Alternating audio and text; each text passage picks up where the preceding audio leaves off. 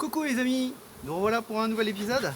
On va donc procéder à une nouvelle visite de ruche. Petite remarque, déjà vous voyez qu'il y a différentes couleurs sur différents rayons. Là c'est du bleu, là c'est du rouge et du vert. Ça c'est juste pour noter les années à laquelle je suis en train de mettre le cadre. Là on fait encore, je dirais, c'est plus par rapport à l'hygiène. Comment dire, une remarque par rapport à l'hygiène, c'est qu'en fait il faut faire une rotation régulière des cadres une fois qu'ils commencent à être vieux. Et en règle générale, c'est tous les 3-4 ans que ce soit renouvelé. Donc ça me permet de les repérer et de me dire tiens, celui-ci il commence à être ancien et du coup je le change. Donc repartons sur cette visite. Là il s'agit d'un cadre de rive. On retrouve effectivement du pollen ici.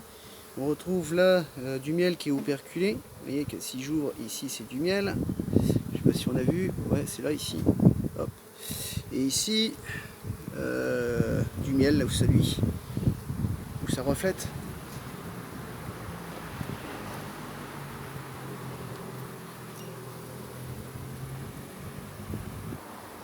Donc là juste pour vous montrer, on est sur un cadre de couvain, un beau cadre de couvain qui est bien rempli. On voit à certains endroits où il y a des trous, c'est ce qu'on appelle des cheminées si je me souviens bien. Là je sais pas si j'ai bien montré à la caméra. Ouais, c'est là. Donc du coup l'abeille se met dedans et ça permet de pouvoir thermoréguler au niveau de la température. Et autour, ici, à l'extérieur, attendez, je sais pas si je montre au bon endroit, oui c'est là. Là c'est du couvain encore ouvert, ou tôt ou tard, à un moment ou à un autre. Alors c'est des petites larves, hein, comme j'avais montré sur un autre épisode juste avant. C'est des petites larves, hein, et quand ça viendra à maturité, à ce moment-là ce sera une lymphe, et les abeilles vont reboucher. Et au bout d'un certain temps, l'abeille qui est à l'intérieur va ouvrir l'opercule pour pouvoir émerger.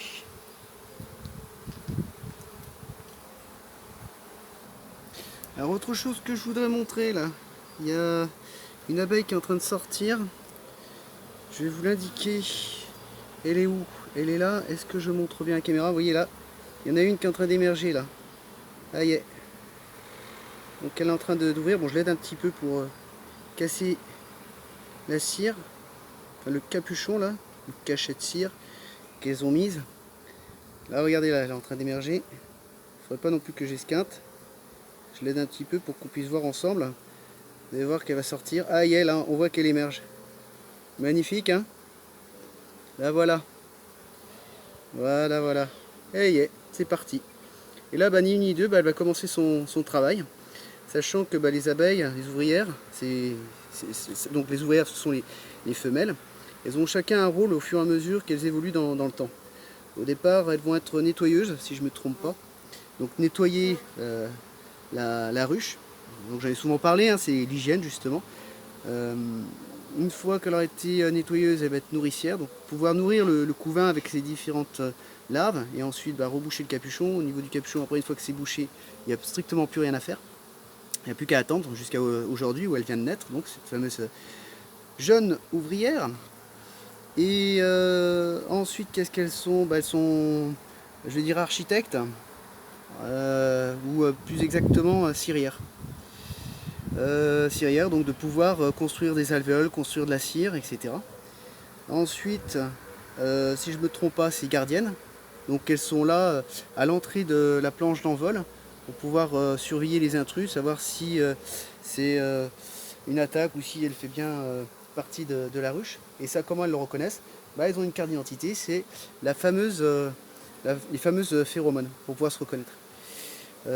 Et enfin, dernière étape, ce sera, elle arrive à moitié de sa vie, c'est-à-dire une vingtaine de jours. Au bout du 20e jour, elle va commencer à faire des premiers envols de repérage, d'orientation, pour savoir où se trouve sa ruche, son habitation.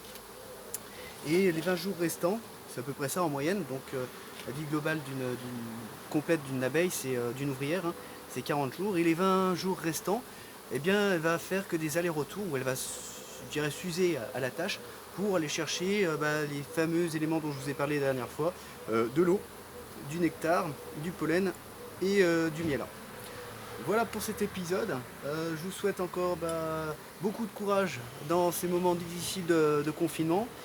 Et gardons le moral, protégez-vous bien et prenez soin de vous. A très bientôt. Salut!